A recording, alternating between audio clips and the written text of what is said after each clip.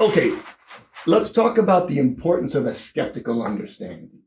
Okay, so you have to learn to assess claims to authority. You have to learn to assess the validity of claims and the legitimacy. And there's actually a logical fallacy called appeal to authority, which you may be familiar with, that it consists of basically making an argument that says, well, so-and-so said this and that person's an authority. So, Mackenzie's in class and Mackenzie says that, the World War I was caused by, a desire by the nations to avert domestic class warfare, domestic crises. And so they all rushed at the chance of engaging in a war because it would fix all of their domestic situations. So you could be in a lecture and I say that, and then you go home and, somebody says, what did you learn today in class? And then you could say, well, I learned this. And the person could say, huh? That doesn't sound right. And then you'd say, well, Mackenzie said it. So you're appealing to authority. Okay. So people will make claims to authority, and they'll also just make claims, and you have to learn how to assess the validity and the legitimacy of those. And again, a lot of this goes back to understanding the processes used with the creation of this, right? So that the frame is the information creation as a process would help here. Now, there are also, different types of authority in that some are formal, easy to recognize, and some are informal. And formal authority is easy enough to recognize. For example, if you're driving out of Dublin on the N4 and you get stopped at a checkpoint, that's fairly obvious form of formal authority. Informal authority, a little bit trickier. Basically, anytime there's a power differential, there's going to be some informal authority that happens there. And again, to go back to the kind of classic political science type of things, informal authority typically just means that the person with less power doesn't have to be told how to act by the person with more power. They anticipate what's the right thing to do. So look out for the kind of different sort of formal or informal nature of authority there. In terms of skeptical understanding, it's important to talk about biases your own too.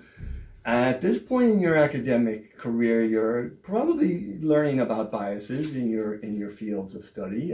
If you're studying science, or you're doing some social science like sociology, and you're looking at a data set, you will have learned that all data sets are biased in some way, that all of the data collection is in some way selected in a way that includes some data and excludes other data, right?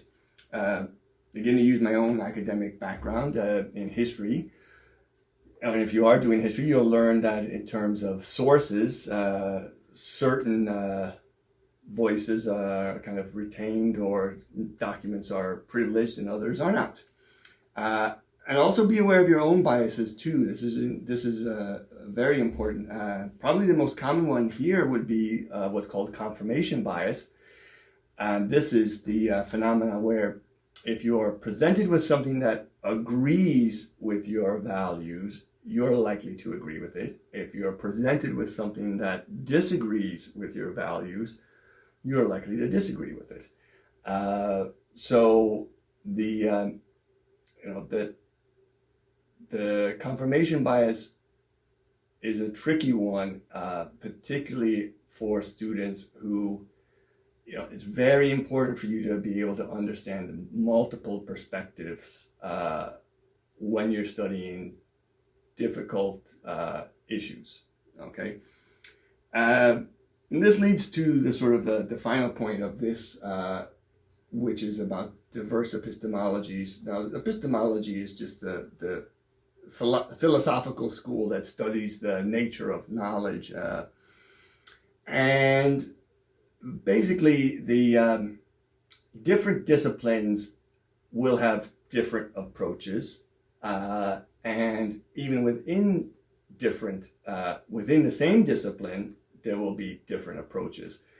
So you have to start to understand the kind of, that there are kind of diversity of views within disciplines that need to be taken into consideration. History has got a great example of this. For many years in history, the kind of right history to do was the history that was based on documents from the archives and texts and things like that. Well, the problem there is, of course, that that really relegates or denigrates oral histories, and there'd be some societies and cultures where the history is passed down as an oral tradition from one generation to another, much more so than any documents that exist. So for a long time in history, the oral history was kind of, derided as a sort of second class, or so the epistemology of oral history was criticized and not taken seriously.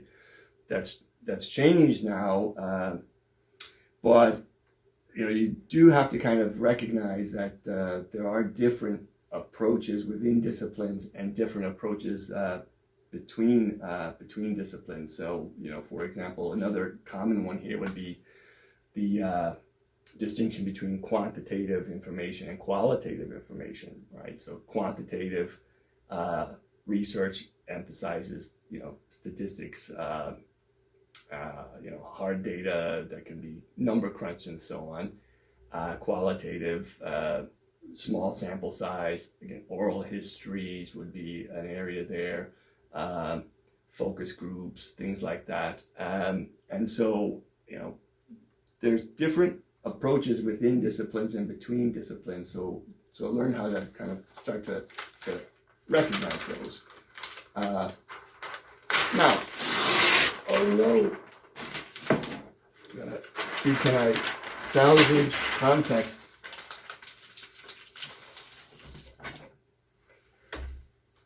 Luckily, my basketball drawing was not damaged.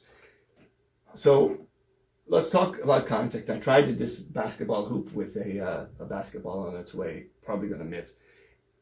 LeBron James got in trouble a while ago because he was talking about the pro-democracy protesters in Hong Kong. And I'll paraphrase him, but he basically said something to the extent of, free speech is great, but sometimes it can go too far.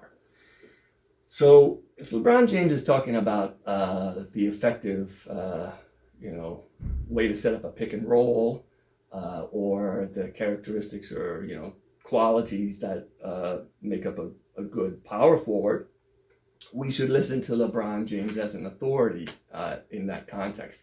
When LeBron James talks about social movements and free speech issues, we probably shouldn't really afford him the same level of authority that we would treat his pronouncements about pick and rolls. Okay, and that happens a lot. Another quick example of context would be Wikipedia. So interestingly about Wikipedia, the academic authority of individuals carries no weight on Wikipedia. Wikipedia relies just on what they call reliable sources. It doesn't matter if a 12-year-old presents the reliable source or a lecturer presents the reliable source, right? And the other thing is, for Wikipedia, the more edits you have on Wikipedia, the more authority you have to talk about things. It is written, but I say unto you. So this comes from Jesus, and it's an example of what's called charismatic authority. And I'll try to write it down, but I'm a little bit worried. The German sociologist Max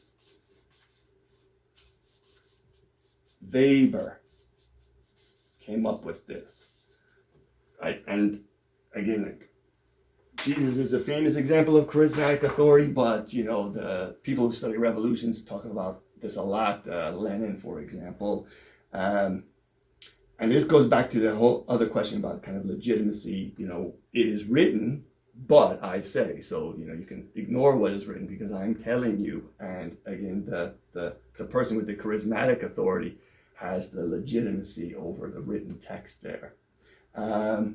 And then kind of my last example about context would be from my granny, who once told me that pretty teeth and book learning only get you so far in life, Brian, which I thought was odd because I don't particularly have pretty teeth. But it shows the context can be very important in terms of, an academic expert can be taken very seriously by academics. But when it comes to other places, if there's an anti-intellectualism present in a society, then they won't be taken seriously, right? Outside of their academic work. So, the context does matter, okay?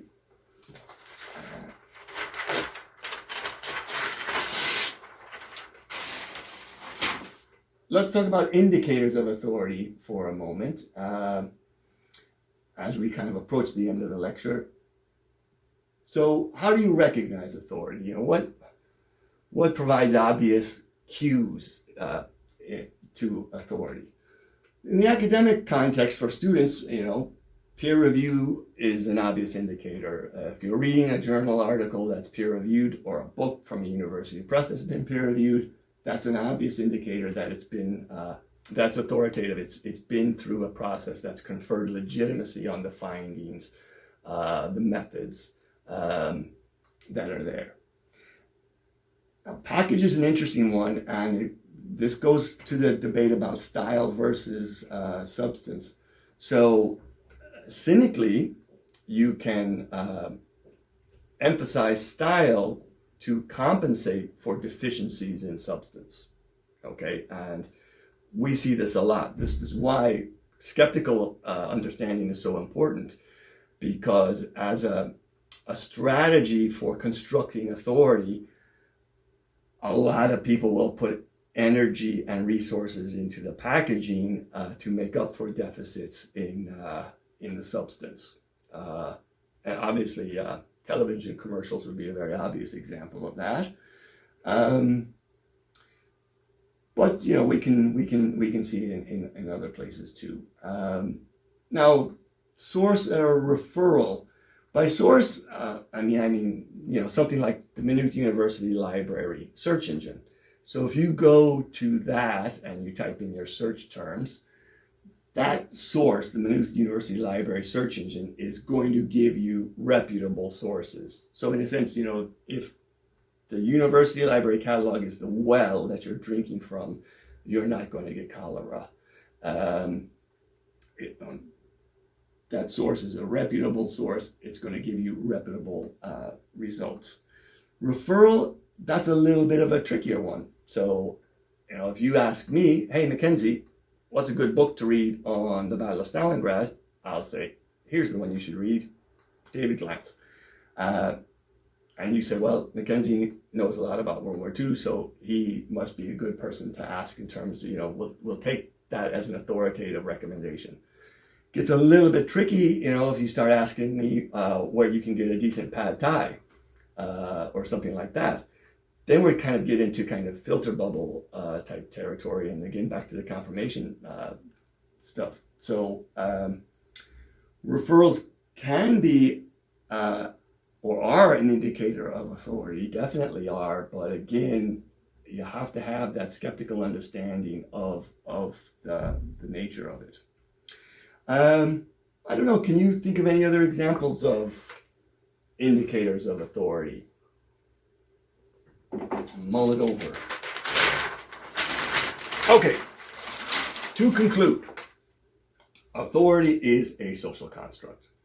And I hate to go postmodern on you, but this lecture has given you plenty of examples about how authority is constructed in different contexts and in different ways. So that's kind of an important, that's a big takeaway. Skepticism is healthy. Not only is it healthy, it's arguably essential, right, to your approach. And then the kind of big picture, what we hope that you are learning to build your own academic authority. So I gave the example of prose and developing your own voice in terms of prose and style of writing. We want you to be an independent